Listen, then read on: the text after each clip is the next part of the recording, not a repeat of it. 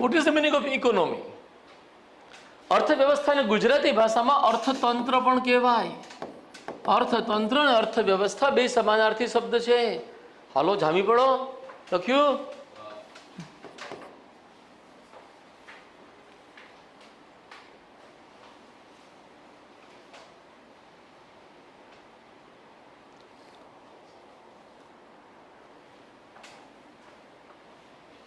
સીધું સરળ જવાબ છે ભાઈ. આર્થિક પ્રવૃત્તિ એટલે શું આવડે જ બધાને, બરાબર?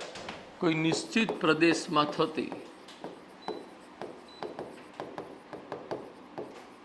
તમામ આર્થિક પ્રવૃત્તિઓના સમગ્રને અર્થવ્યવસ્થા કે અર્થતંત્ર કહે છે. સીધી સરળ વ્યાખ્યા. હવે કોઈ નિશ્ચિત પ્રદેશ કયું? હવે આપણે શબ્દ વાપરીએ ગુજરાત, તો ગુજરાતની અર્થવ્યવસ્થા. નિશ્ચિત પ્રદેશ કયું? ભારત, તો ભારતની અર્થવ્યવસ્થા. નિશ્ચિત પ્રદેશ કયું? બ્રિટેન, તો બ્રિટેનની અર્થવ્યવસ્થા.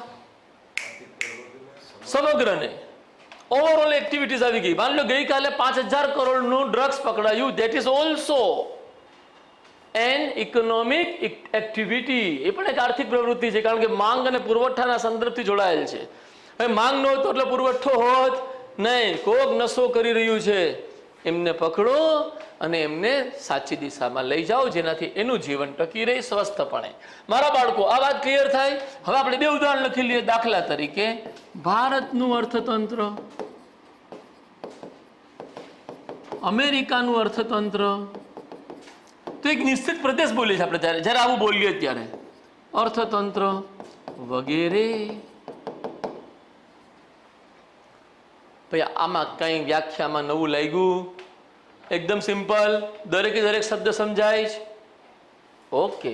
હવે મારા ભાઈ બહેનો, છેલ્લા 200 વર્ષમાં આ અર્થવ્યવસ્થાના મુખ્ય 3 પ્રકાર પડે ઇકોનોમિક્સની દ્રષ્ટિથી. એટલે આપણે નવું હેડિંગ લેવું છે, અર્થવ્યવસ્થાના પ્રકાર.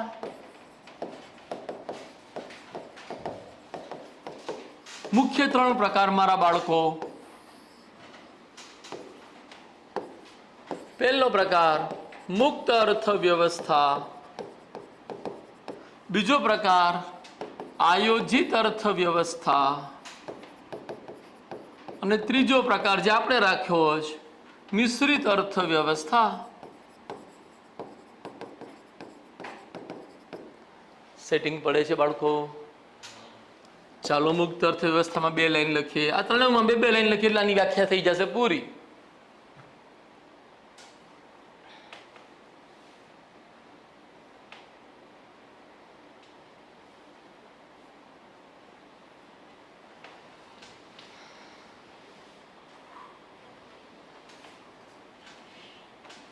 જે અર્થવ્યવસ્થા, પહેલો પોઈન્ટ અહીંયા 1.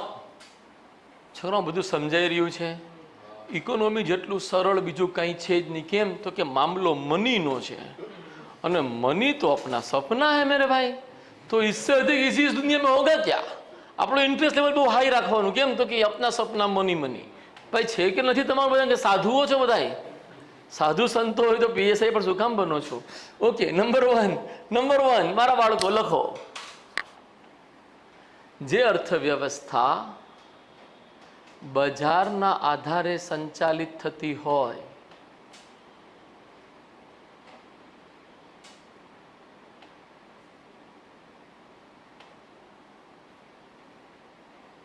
તે મુક્ત અર્થવ્યવસ્થા કહેવાય છે. બોલો, કોઈને વાંધો?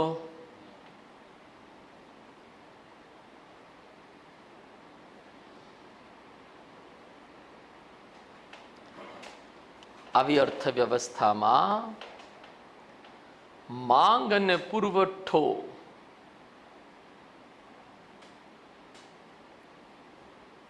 સૌથી વધુ મહત્વ ધરાવે છે.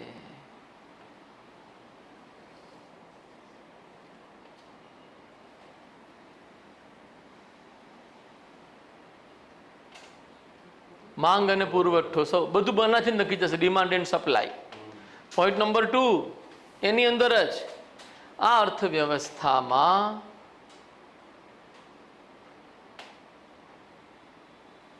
મોટા ભાગે ખાનગી ક્ષેત્ર જ સક્રિય હોય છે અને જાહેર ક્ષેત્રની કોઈ પ્રત્યક્ષ ભૂમિકા હોતી નથી. મારા બાળકો, સંસાર સમજાઈ રહ્યો છે બધા ભાઈ બહેનોને? કોઈ પ્રત્યક્ષ ભૂમિકા હોતી નથી. મારા બાળકો, વાંધો તો નહીં કોઈને? બધું કોણ ચલાવશે? અદાણી, અંબાણી, દામાણી, રામાણી, જે પણ હોય એ લોકો ચલાવશે. રાઈટ? અહીંયા આવી જાય આયોજિત અર્થવ્યવસ્થા. સોરી, અમે ત્રીજો પોઈન્ટ લખો ને, ત્રીજો પોઈન્ટ લખો. આને મૂડીવાદી અર્થવ્યવસ્થા, આને મૂડીવાદી અર્થવ્યવસ્થા અથવા બજારીકૃત અર્થવ્યવસ્થા, માર્કેટ ઇકોનોમી અથવા બજારીકૃત અર્થવ્યવસ્થા અથવા ઉદારીકૃત અર્થવ્યવસ્થા પણ કહે છે. હરિત આના નામ છે 1000, આના નામ રાખ્યા 3. ઓકે, ક્લિયર થાય મારા બાળકો? ચાલો બીજામાં આવી જાઓ. જે અર્થવ્યવસ્થાનું સંચાલન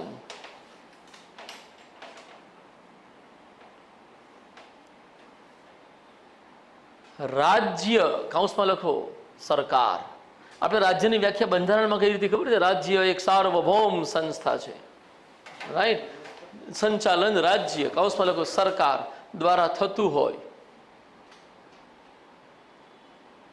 તે આયોજિત અર્થવ્યવસ્થા, પ્લાન્ડ ઇકોનોમી છે. તે આયોજિત અર્થવ્યવસ્થા, પ્લાન્ડ ઇકોનોમી છે. બાળકો, કોઈને ઓબ્જેક્શન? કોઈને વાંધો? ઓકે, લખીએ એની અંતર્ગત જ આવી અર્થવ્યવસ્થામાં સરકારની નીતિઓ અને યોજનાઓ હેઠળ જ વ્યવસ્થામાં સરકારની નીતિઓ અને યોજનાઓ હેઠળ જ તમામ આર્થિક પ્રવૃત્તિઓ નક્કી થાય છે.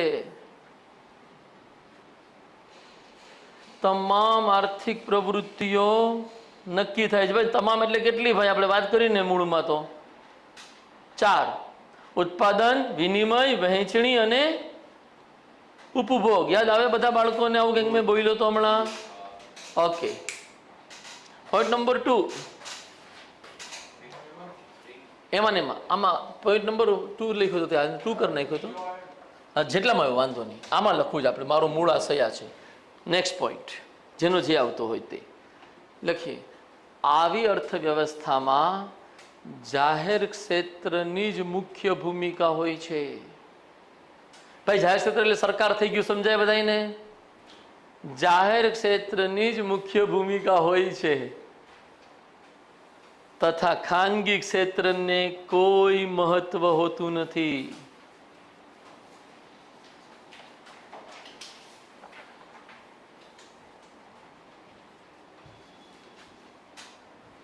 મારા બાળકો, સંસાર સમજાય છે? જવા દે, મને નહીં જોઈએ. મારા બાળકો, તમને આ તૃતીય, ચતુર્થક, પંચમ ક્ષેત્રનું આપી રહ્યો છું. આ તમારે તમારી નોટના પાનામાં ચોંટાડી દેજો, કાંઈ લખવાની જરૂર નથી. ઓકે, ઓપ્શનમાં આનાથી પ્રશ્નાવલી, આ પાનાથી પ્રશ્નાવલી પૂરી શક્યતા મને દેખાય છે. એક પ્રશ્ન, 1 mark, PSI cure. Okay, 1 કદમની 1 mark. ચાલો આગળ વધીએ. મારા બાળકો, બોલું કઈ? હું છેલ્લે બોલું તો શું હોતું નથી. ત્રીજો પોઈન્ટ, આને સામ્યવાદી અથવા સમાજવાદી અર્થવ્યવસ્થા પણ કહે છે. આને સામ્યવાદી અથવા સમાજવાદી અર્થવ્યવસ્થા પણ કહે છે. સેટિંગ સમજાઈ રહ્યું છે બધા ભાઈ બહેનોને? તો મતલબ તમે સમજો, USA, બ્રિટન, ફ્રાન્સ બધા અહીંયા છે. ભૂતપૂર્વ રશિયા, ચાઇના વગેરે અહીંયા ગોઠવી શકાય. આપણે અહીંયા છીએ. નંબર 1 અહીંયા લખીએ. જે અર્થવ્યવસ્થાનું સંચાલન,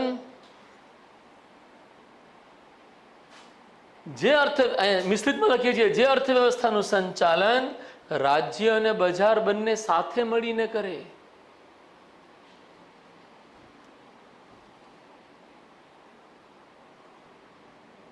તેને મિશ્રિત અર્થવ્યવસ્થા કહે છે. મારા બાળકો, વાંધો કોઈને? હવે તો એકદમ સરળ થઈ ગયું કે નહીં? આ બધું લખીએ. Point number 2. આવી અર્થવ્યવસ્થામાં જાહેર અને ખાનગી બંને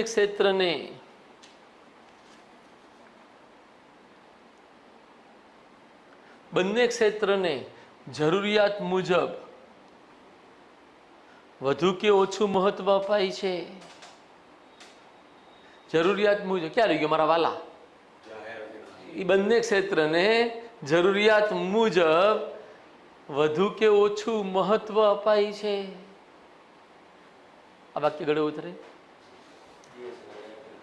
યસ. તથા બંને પરસ્પર પૂરક બની. પરસ્પર પૂરક બનવું એટલે એકબીજાને કાપે નહીં, એકબીજાને પ્રોત્સાહન આપે. પરસ્પર પૂરક બની કાર્ય કરે છે. Point number 3. આ આપણા કામની વસ્તુ છે, કારણ કે આપણે શું છે? મિશ્રિત અર્થવ્યવસ્થા છીએ. Point number 3. ભારત આઝાદ થયું ત્યારથી જ એક મિશ્રિત અર્થવ્યવસ્થા છે. Point number 3. ભારત આઝાદ થયું ત્યારથી જ એક મિશ્રિત અર્થવ્યવસ્થા છે.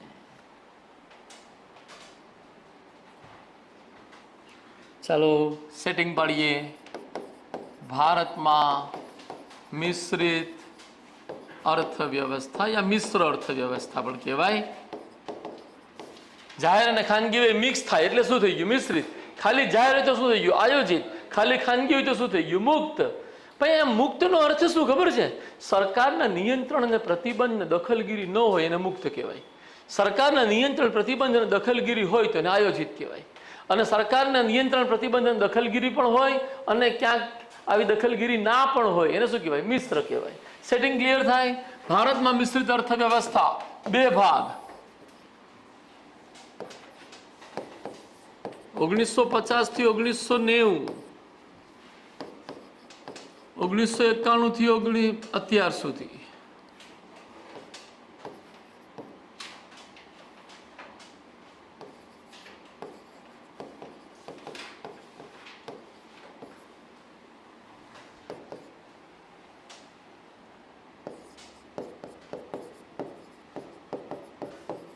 જાહેર ક્ષેત્ર આધારિત મિશ્ર અથવા મિશ્રિત અર્થવ્યવસ્થા, મિક્સ ઇકોનોમી.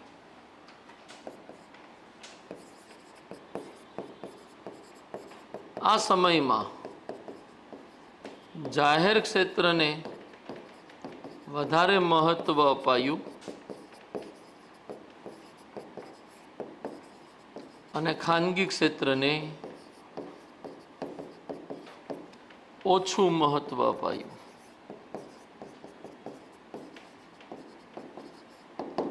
સેટિંગ સમજાય? તો કોના ઉપર આધારિત છે? મેઇન વસ્તુ કોણ છે? જાહેર ક્ષેત્ર. તો શબ્દ શું વાપર્યો આપણે? Public sector based mix economy. Agree? પછી 1991 થી આપણે ઉદારીકરણ શરૂ કર્યું. એને આપણે શોર્ટમાં શું કહીએ? LPG. Liberalisation, privatisation, globalisation. Right? Gujarati ભાષામાં કહું તો ઉદારીકરણ, ખાનગીકરણ અને વૈશ્વિકરણ. એનાથી ભારતીય અર્થતંત્ર શું બન્યું? લખો. ખાનગી ક્ષેત્ર આધારિત, જાહેર ક્ષેત્રનું મહત્વ ઘટાડી દીધું આપણે, આધારિત મિશ્રિત અર્થતંત્ર.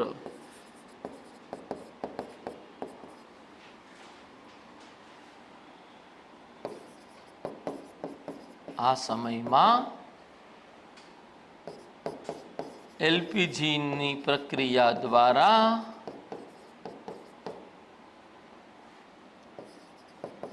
ખાનગી ક્ષેત્રને વધુ મહત્વ અપાયું છે તથા જાહેર ક્ષેત્રની ભૂમિકાને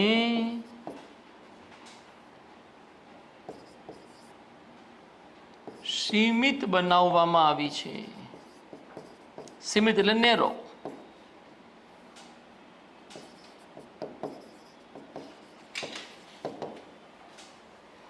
એલપીજી જાણો બધાય કેવું ફૂલ ફોર્મ લખાવું?